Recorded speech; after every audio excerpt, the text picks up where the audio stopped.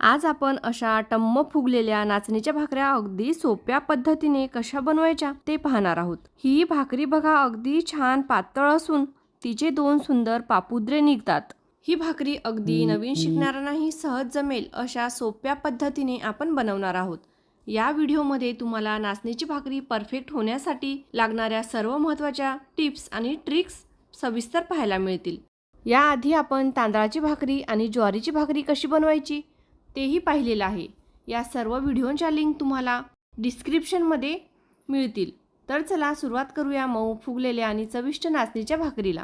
नमस्कार, मी रसिका, रसूची रसोईमध्ये तुमचं सगळ्यांचं मनापासून स्वागत। भाकरी बनवण्यासाठी इथे मी परात घेतली आहे, त्यामध्ये एक चाळण घेतली आहे आणि इथे विकतच नाचणीचं पीठ घेतलं आहे। ते डीमार्टमध्ये सहज उपलब्ध असते तेच नाचणीचं पीठ मी इथे वापरलं आहे।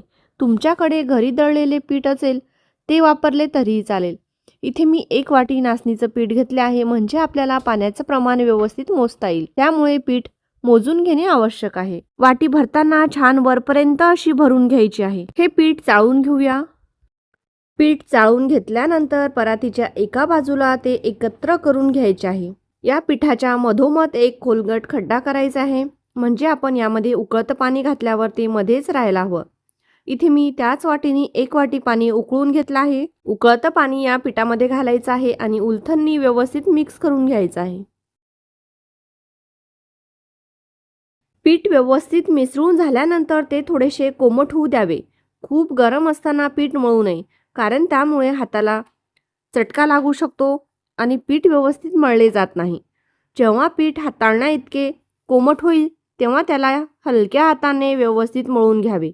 मळताना गरज वाटल्यास थोडासा थंड पाण्याचा हात लावावा, म्हणजे पीठ मऊ आणि लवचिक तयार होईल। इथे आपण कणकेसारखे छान मऊ पीठ मळून घेतले आहे। आता तुम्हाला भाकरी कितपत मोठी किंवा लहान बनवायची आहे त्यानुसार पिठाचे उंडे करून घ्यावेत। इथे मी 1 वाटी पिठापासून 3 भाकऱ्या बनवणार आहे, त्यामुळे मी त्याचे 3 समान उंडे करून घेतले आहेत। प्रत्येक उंडा साधारण सारखाच आकाराचा ठेवला तर भाकऱ्या देखील नीट आणि एकसारख्या तयार होतात। इथे मी 3 उंडे व्यवस्थित करून घेतले आहेत। आता आपण भाकऱ्या थापून घेऊया।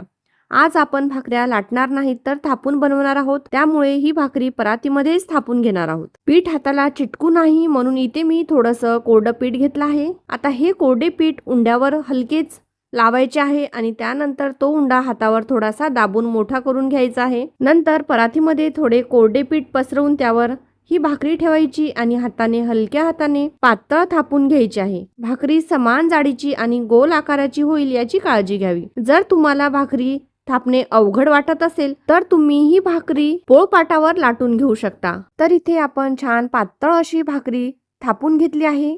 बघा, तुम्हाला जवळून दाखवते म्हणजे तुमच्या लक्षात येईल। छान अशी पातळ भाकरी आपण थापून घेतली आहे। आता ही भाकरी तव्यावर घालूया आणि भाजून घेऊया। इथे मी गॅसवर अगोदरच तवा तापत ठेवला होता। भाकरी तव्यावर टाकताना ज्या बाजूने आपण भाकरी थापून घेतली आहे ती बाजू खाली ठेवायची आणि पिठाची बाजू वर ठेवायची। त्यानंतर वरच्या बाजूला हलक्या हाताने पाण्याचा हात लावायचा, यामुळे भाकरी पांढरी पडत नाही आणि तिला तडेही जात नाहीत। काठांपर्यंत नीट व्यवस्थित पाणी लावून घ्यायचं आहे। एका बाजूनी भाकरी भाजली की दुसऱ्या बाजूनी भाकरी पलटून घ्यायची आहे आणि भाकरी दुसऱ्या बाजूनी पण नीट भाजून घ्यायची आहे। आणि आता बघा, भाकरी किती छान फुलत आहे। किती छान भाकरीमध्ये हवा भरली गेली आहे। अगदी काठांपर्यंत भाकरी फुलली आहे। भाकरी तुम्हाला मी गोल फिरून दाखवते, कुठलीच बाजू फुगली नाही अशी नाही, संपूर्ण भाकरी आपली फुगली आहे। आता याच पद्धतीने मी राहिलेल्या 3 भाकरी बनवून घेणार आहे। भाकरी भाजून झाल्यावर ती तव्यावरून काढून घेतली आहे आणि बघा, भाकरी किती छान तयार झाली आहे। तिचे 2 पापुद्रे सुंदरपणे वेगळे झाले आहेत। अगदी मऊ आणि लुसलुशीत अशी ही भाकरी तयार झाली आहे। अगदी कढांपर्यंत भाकरी छान फुगलेली आहे। तुम्ही ही मऊ लुसलुशीत नाचणीची भाकरी दुधामध्ये कुस्करून खाऊ शकता। खूपच स्वादिष्ट लागते। उन्हाळ्याच्या दिवसामध्ये नाचणी शरीराला थंडावा देण्याचे काम करते, त्यामुळे हा पदार्थ आरोग्यासाठी अत्यंत उपयुक्त आहे। नाचणी ही थंड प्रकृतीची असल्यामुळे उन्हाळ्यात शक्यतो नाचणीचे पदार्थ आपल्याला आहारात समाविष्ट करणे फायदेशीर ठरते। तसेच लहान मुलांच्या आरोग्यासाठी सुद्धा नाचणी अत्यंत उपयुक्त आहे। आज आपण अशा टम्म फुगलेल्या नाचणीच्या भाकऱ्या सोप्या पद्धतीने कशा बनवायच्या ते पाहिले। आपल्यापैकी बहुतांश लोक रोजच्या आहारामध्ये नाचणीचा समावेश करत नाहीत, पण मी तुम्हाला ही भाकरी अगदी सोप्या पद्धतीने करून दाखवली आहे. त्यामुळे तुम्ही या पद्धतीने नाचणीची भाकरी एकदा नक्की करून पहा आणि कशी झाली कमेंट करून नक्की कळवा. व्हिडिओ आवडला असेल तर नक्की लाईक करा. तुमच्या मित्र मैत्रिणींना आणि नातेवाईकांना हा व्हिडिओ शेअर करा. जर तुम्ही माझा व्हिडिओ पहिल्यांदाच पाहत असाल तर चॅनलला नक्की सबस्क्राईब करा आणि बाजूला असलेल्या बेल आयकॉनलाही प्रेस करा, म्हणजे पुढील व्हिडिओचं अपडेट तुम्हाला वेळेवर मिळतील. पुन्हा भेटूया पुढच्या व्हिडिओमध्ये. तोपर्यंत धन्यवाद.